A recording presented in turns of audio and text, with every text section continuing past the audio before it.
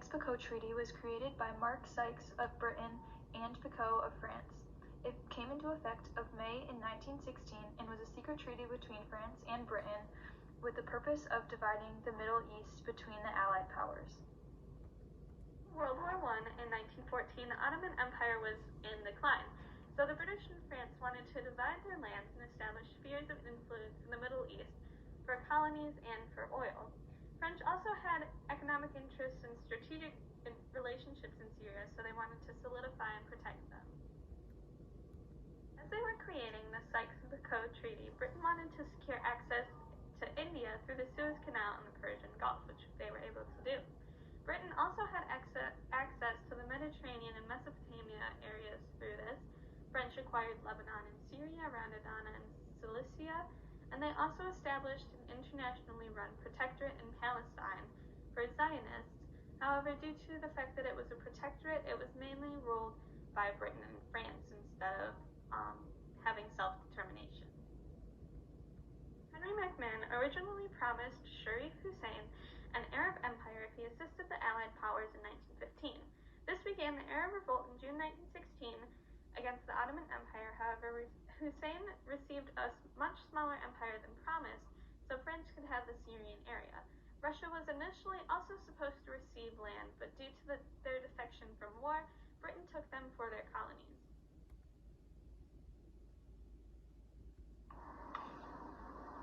A short-term consequence of the war was feelings of deception on behalf of the Arabs, who were awarded a smaller empire than they had been promised.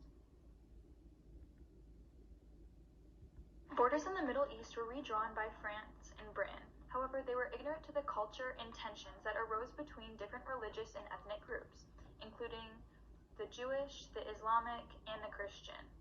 Also, weak militaries and divided loyalties left leaders in the Middle East struggling for power.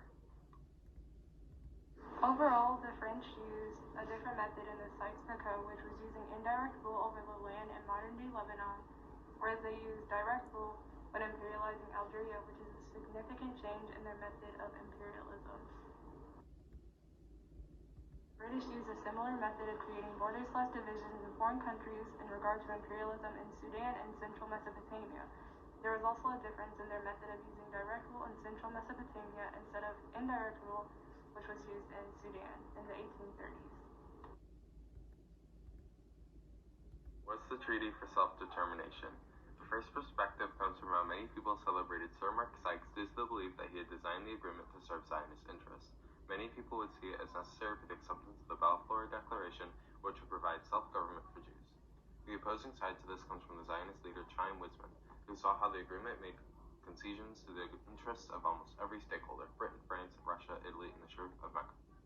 However, the agreement did not display a single trace of consideration for Zionist aims, causing them to be disappointed and disgusted to have been lied to all along. Weizmann and additional perspectives. Weizmann also notes how France would have full control of Galilee settlements and be on equal par with Britain in Judea and the coastal plains. This led to the treaty being considered unjust, as the territory under dual control would have caused conflicts with the political units there. Arab activist George Antonius shares similar perspectives. This also includes the role of fear of not wanting Britain and France from clashing over the Ottoman Empire territory. The agreement would be the only effective way of preventing the creation of a new conflict. Determined that self-determination had an insignificant role in the Middle East due to the establishment of several protectorates and colonies rather than independent states. The borders throughout the Middle East were drawn for British and French protectorates, which is significant as it prevented populations from designating their own self-rule.